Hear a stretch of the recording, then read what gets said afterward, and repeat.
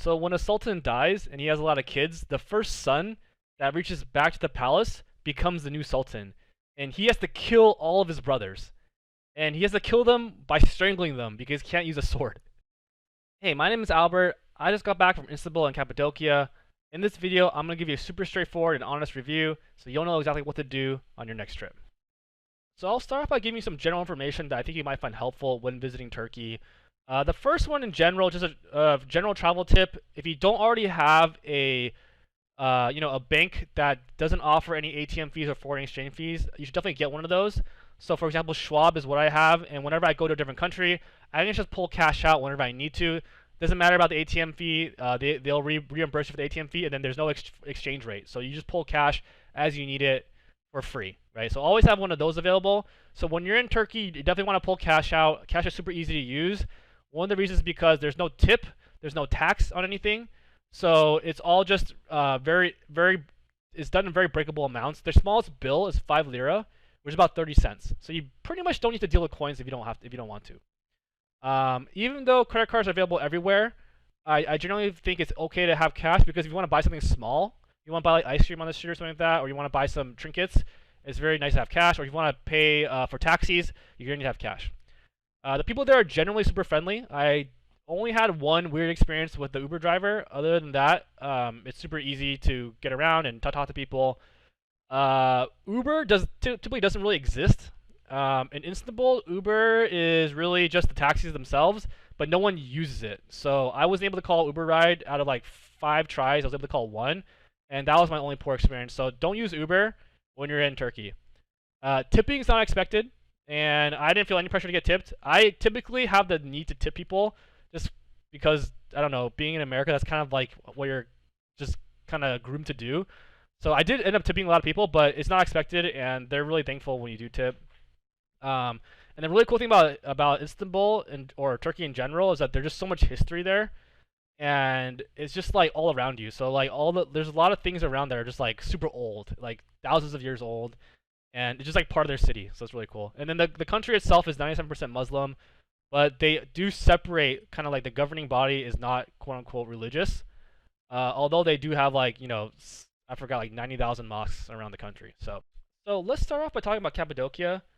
Cappadocia, I think you should visit before Istanbul, and I'll give you a couple of reasons. But to give you some reference, where is Cappadocia? It's located in Kayseri, at the center of the country here. Istanbul is located here, where Asia meets Europe. And then, Turkey is a really big country. It's about 1,000 miles wide, so obviously there's a lot of different climates within the country here. From my experience, Kayseri was relatively mild winds, right? It was kind of hot too, but it was dry. So why would I recommend going to Cappadocia first? And by the way, Cappadocia, I don't think it's an actual city. I think it's like a collection of different towns, and that area is called Cappadocia, so you might not be able to find it on the map. But anyways, why I would visit Cappadocia first is because it's a lot more chill than Istanbul, for example. The population is way smaller. It's a lot more small town. Kind of gives you a chance to get used to the country first, right? Get used to the money. Everyone there speaks English because it's very tourist focused. So it kind of gets you, and then when you go to Istanbul, it's like crazy because it's like going to New York City, right? Istanbul's like way more dense than New York, in my opinion. So I go to Cappadocia first. You kind of it's about a 13-hour flight to Istanbul airport, and then about an hour flight to Kayseri airport, and then from there it's probably another hour drive into town.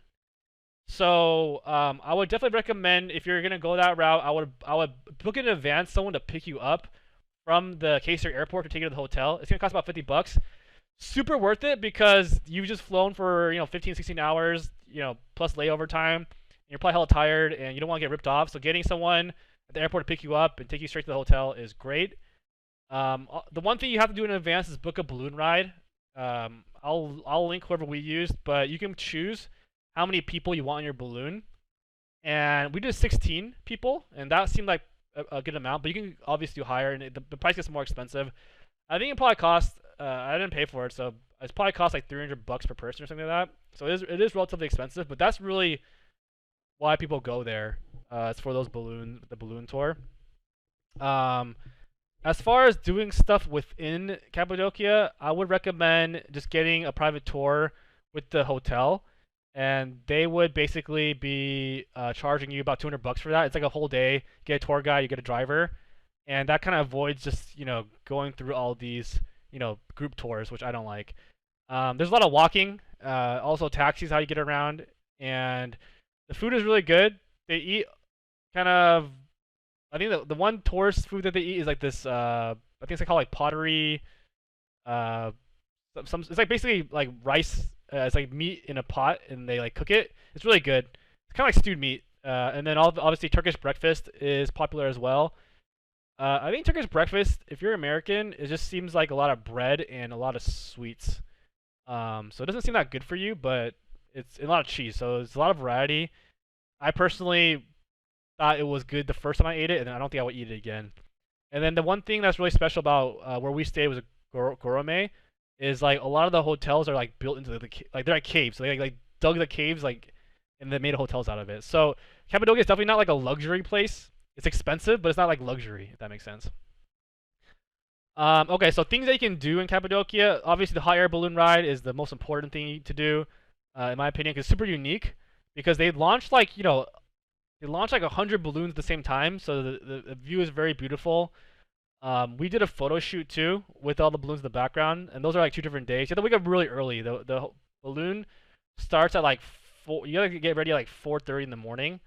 And they're obviously professional. They're very organized. They pick you up. They kind of take you out. It's really cool. Um, and then one day after that we did like a whole day of just like that private tour. You can pretty much do everything in one day. So some of the hot spots are the Gourmet Open Air Museum. I'm not sure if I took any pictures there, but essentially what it is like these monks that used to live in caves. They kind of carved out. The theme you'll see is like a lot of the rocks are all really soft. They carved out like houses and like living areas, monasteries inside the caves, and it's all like maintained relatively well. You definitely 100% need to get a guide, because if you don't have a guide, you have no idea what you're looking at. So having a guide for that is really important. Like I said before, you can get one guide for the entire day, and they'll take you around these different places. Uchisar Castle is also really cool. It's like this castle on top of like this, the mountain where they can see everything. And I think that's kind of where they used to look and see if enemies were coming. By the way, everything I say here is based on memory, so if what I'm saying to you in terms of history is not true, then hey, my bad. But that's really a really cool spot, and it's like more of a tourist attraction. You get to see how these castles, this quote unquote castle was. Another activity is like horse riding, and also ATVs in the valley. So they have these really beautiful valleys. I did horse riding. It was cool. You go through this really scenic route. It's very easy, and you get to see the sunset. So that's really worth it. It was about $35 a person. It was relatively inexpensive. The best thing that I did there, I think, was underground caves. So this is a little bit farther out. You have to drive out 40, 50 miles or so. But they have these underground caves where people like cities were built in these caves, and they hand dug these freaking cities that are just like kind of like ants, like colonies, like just like levels deep. You get to go in there and you get to walk around. It's like kind of scary. But yeah, it's just like it's crazy. It's just like really crazy. I can't recommend enough. You should definitely check it out. It's really unique. Park with mushroom top things. There's also this the landscape in the area is really interesting because the top layer is much stronger than like the middle layer of rocks. So you can kind of see how when things are getting eroded away, there's a lot of like these weird shapes where the top is protecting the bottom layer and the top layer is a little bit bigger. So that's cool as well. That's also gonna be probably on your tour. There's also like a pottery stuff. This is more of a tourist trap, I think, but they'll take you to like a pottery place where you'll make pottery, and then they'll show you a lot of hospitality. They're really nice, and at the end they want you to buy stuff, right? And then it was a cool experience. I spent a lot of time with you. And then yeah, I don't know. Like we ended up buying like a $40 spatula holder. These things are all like handmade and like very high quality, but it's a spatula holder, right? That was the cheapest thing that we could buy. I actually felt like it's obviously a sales thing, so like don't feel pressure to buy something. I just felt pressure to buy something because we spent like an hour with the guy. But if I were to do it again, I would still go because you learn a lot. But I don't know if I would buy anything, or I would just buy like a $40 spatula holder versus like a $1,000 some other thing. And then taking pics on a rooftop hotel apparently is a big thing as well. I didn't actually get to do that because the first 2 nights, the first 2 mornings, we were at the hotel, and then we had a photo shoot, and then the third night, the third morning, they weren't flying. So a big thing is actually a lot of times, like, if the government says, hey, you're not flying, then no one flies. So there's a chance you would not be able to fly if you got a hot air balloon, which is really shitty if you go all the way there. So yeah, paying attention to the weather is important. But yeah, you see a lot of these epic Instagram shots are all like from the rooftop of your hotel, and people have a lot of photos there. Another thing I forgot to mention about both in Cappadocia and also Istanbul, if you're going out, you definitely want to have some sort of hat on because the sun is, especially during summer, the sun is just really bright. So you want to make sure you have a hat on, or else you're gonna get fried. Okay, so Istanbul is really different from Cappadocia. Cappadocia is a really small town, like kind of tourist location that's like got really vast deserts and mountains, and then Istanbul is like this really jam-packed city.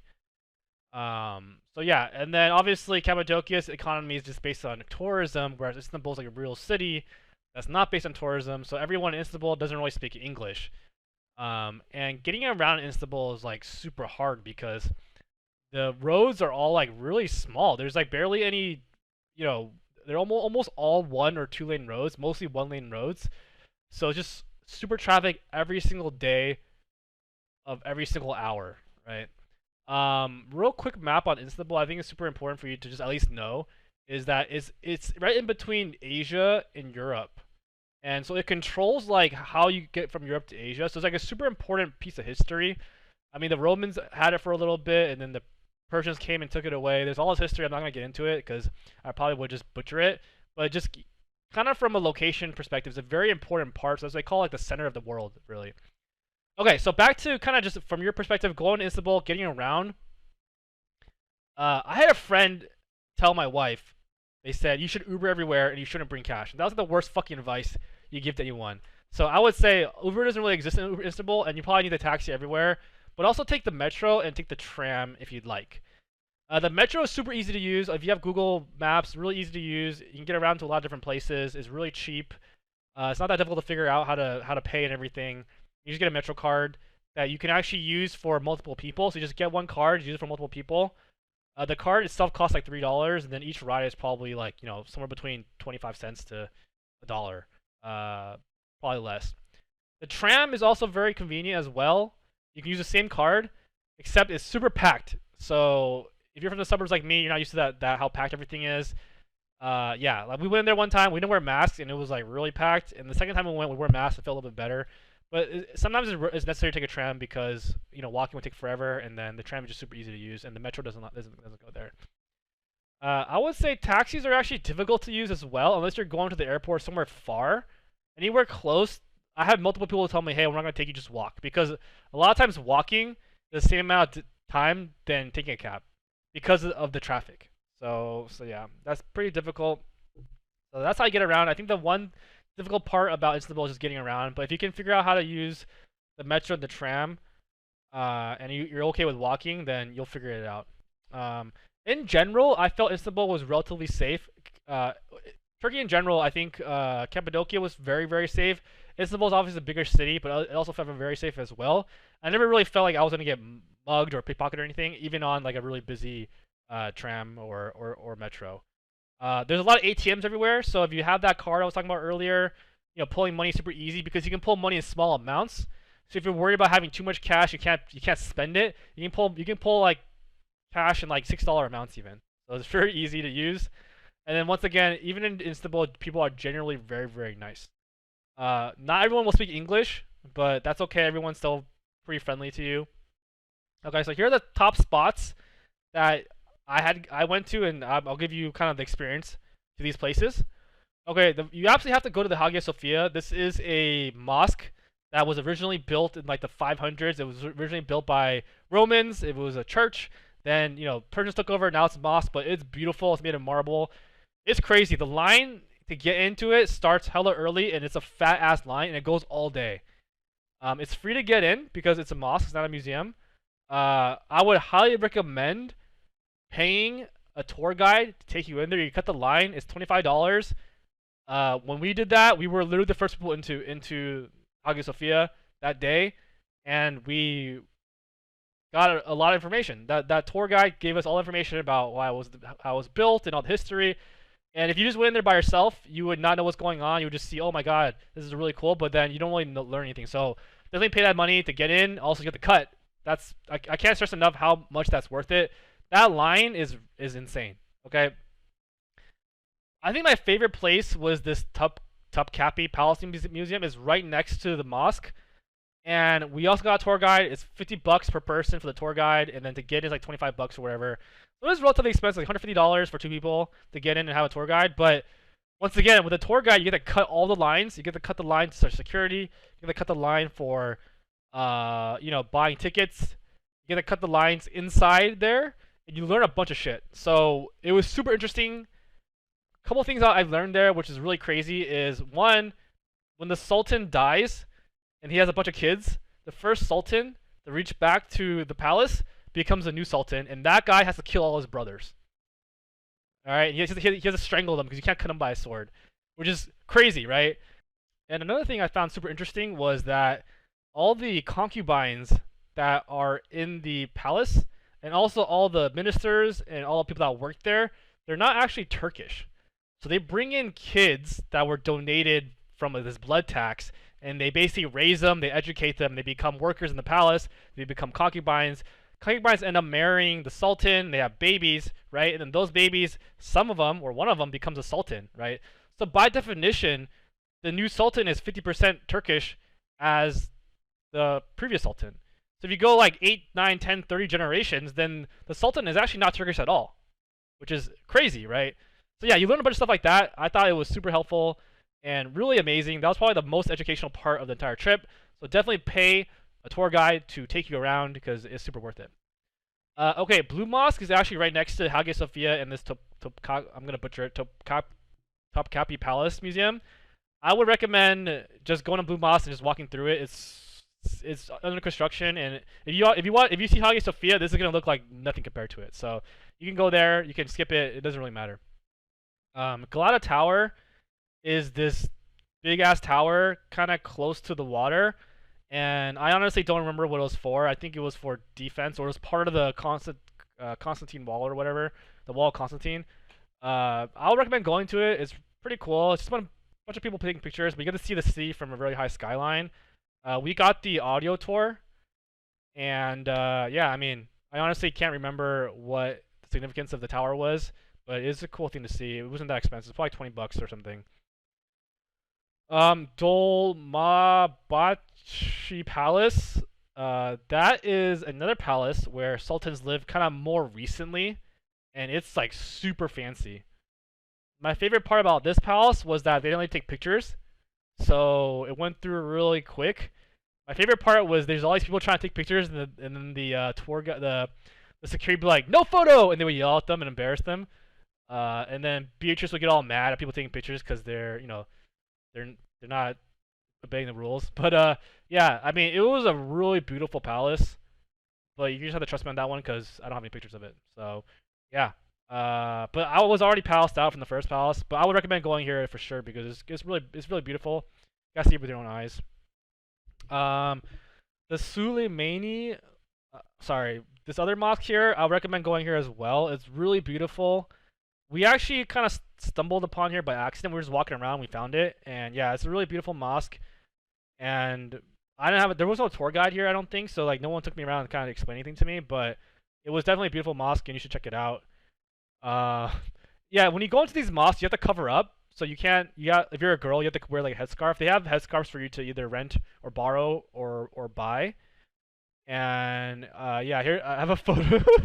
Beatrice told me to tie her headscarf with her, and this is how it looks like. So I'll post a photo of that. It's very funny.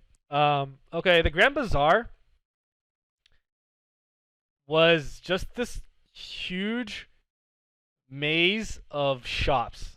And I'm not one that really likes shopping or likes junk or stuff, but so that's kind of what that was. But this was like, you walk through it and you can't even get out. It's so big, like you're like lost in there. And there's just like shops after shops after shops. There's like 5 million shops. So yeah, I didn't particularly like it because I didn't really care for it, but I think it's cool to check out just see how big it is. I don't even know what you would buy there because they sell like everything there. But yeah, I just felt like I was gonna get ripped off if I tried to buy something there. And yeah, that's all I can really say about that. My favorite part of the trip was probably the Turkish bath, and man, it's like really nice. So you go in there, and then it's crazy because these are like really old baths. These baths are like hundreds of years old. So, but you go in there, you sit in a sauna for about 15 minutes, and then they take you. You kind of sweat it out, and then they take you over there. You kind of lie on this like this marble. I don't know what it is, a stone table, and then uh they like rinse you off, and then they soap you, and they like wash you, and they massage you, and then they wash you again, and it's like really luxurious. Uh, but kind of what I was wondering the entire time, so you're probably wondering this too, is like, are you naked? No, you're not. You are naked, but you have like a towel. So they kind of keep towel over your private areas, so it's pretty chill. And honestly, the massage was like probably one of the best massages I ever had in my life. So yeah, it was super worth it. It was only $50, and yeah, it felt really good. And they even like shampoo your hair afterwards. And yeah, it was like really luxurious. Uh, yeah, no homo or anything. It was just really cool. I really enjoyed it. The last thing that we did that was worth mentioning was the food tour, and really that was like an Airbnb experience we booked, and a local guy just takes us around and just tries us a bunch of different food. I really enjoyed it because I think talking to a local person, just hanging out with him was fun, and I would have just paid him just for that because you get to ask him a bunch of questions, you get to learn about his perspective on things, get to kind of see how he grew up and how he's living, and he also takes you around to all the different food that we didn't really try, we never tried before. So we had a bunch of different food. We ate like kind of like their version of burgers. We ate some sort of like stomach meat burger. We ate like Turkish pizza. We had some weird drink. We had this like baked potato thing that was really common there. So yeah, I mean, I was actually not even that hungry, but I just ate a bunch of stuff. So it was definitely cool. Walked around with him for like 4 or 5 hours and just talked to him. So it was just kind of hanging out with a friend really. And the Airbnb experience was only like $60. So yeah, that was really cool. So he took us around really on the Asian side, and kind of all these different places, and just like how densely packed everything was, and like there's so many streets. Every street was full of shops. All the shops are full of people. It was very lively. So I just felt like, yeah, there was a lot of parts of Istanbul I didn't explore. There was definitely other parts we didn't go to where it was like more clubbing and more party night scene. I didn't really get to check that part out either, just because we were so tired from the day of walking around. And also we're old now, so we don't really party that much anymore. But yeah, there's just so much Istanbul that we didn't really get to see. So I definitely would have liked to stay an extra few days. We were only there for 4 days. But I think staying there an extra few days, I would definitely go again to Istanbul. Cappadocia, I think you go there once, you see all the balloons, you kind of, you don't really need to go back. I think, but Istanbul, I definitely think is worth checking out and definitely staying for a long period of time. Yeah, I hope you find this video helpful. If you do, please, let me know because, I need that information, man. All right, thanks. Talk to you soon. Bye.